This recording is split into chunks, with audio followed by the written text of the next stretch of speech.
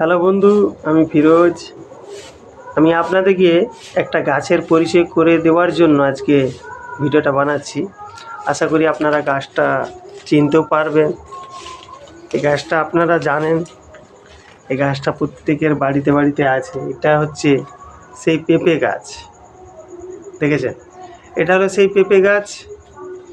আর এই পেঁপে গাছ আমি আমার দাওয়ায় লাগিয়েছি, দেখেছেন? এটা হচ্ছে সেই পেঁপে গাছ। তো পেঁপে গাছটাকে আপনারা বাড়ির ছাদে কেমন করে লাগাবেন, তবে আপনারা মাটি প্রয়োগ করবেন না। আপনারা কাঠের গুঁড়ি, যে কোনো গুঁড়ি, কাঠের গুঁড়ি হোক আর কোকোপিট হোক, যে কোনো গুঁড়ি দিয়ে কিন্তু আপনারা গাছটা বসাতে পারবেন। কিন্তু কাঠের গুঁড়ি ছাড়া আদার্স আপনারা কোনো মাটি ব্যবহার করবেন না, কারণ ছাদ ভার হয়ে যাবে। তো ছাদ যদি ভার হয়ে যায় তাহলে আপনাদের ছাদের ক্ষতি হতে পারে। অতএব আপনারা হালকা জিনিস দিয়ে গাছটাকে লাগানোর চেষ্টা করবেন, তবে অর্গানিক খাবার দেবেন। আমি সবসময়ের জন্য অর্গানিক খাবার ব্যবহার করি। যেমন আপনারা ঘরের যে আনাজগুলো কাটাকুটি হয় তাকে ভালো করে সুন্দর করে পচিয়ে তার রসকে আপনারা গাছে দেবেন। আর গোবরের গুঁড়া করে তাকেও দিতে পারেন। এমনকি আপনারা যে ভাত খান সেই ফ্যানকে ভালো করে 2-3 দিন রেখে তারপর ছেঁকে সেই জলটাকে দিতে পারেন। মানে অর্গানিকভাবে চাষ করবেন।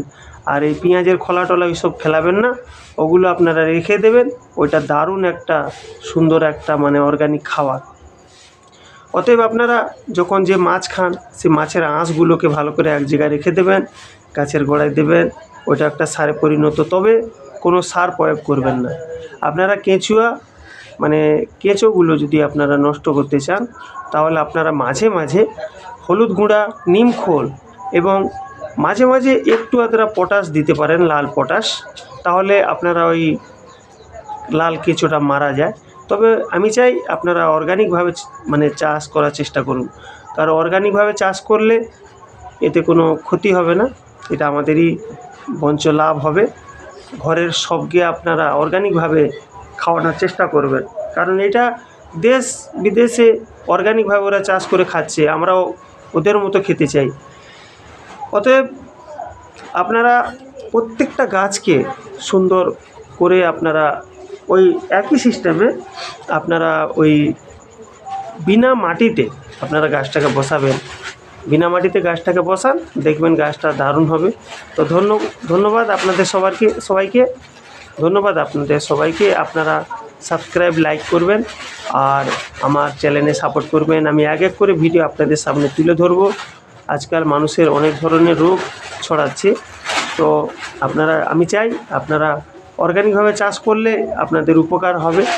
আর প্রত্যেকটা বিষয়ে আমি একটা কথাই বলি যে আপনারা যখনই যেটা খাবেন, খাবারটাকে চিবিয়ে চিবিয়ে খাবেন, জলটাকে চুষে চুষে খাবেন, কারণ এগুলো খেলে আমাদের শরীরের মধ্যে প্রোটিন তৈরি হয়। কারণ মুখের লালাটা হচ্ছে আমাদের আসল ঔষধ। ধন্যবাদ সবাইকে। আপনারা সাবস্ক্রাইব, লাইক করবেন।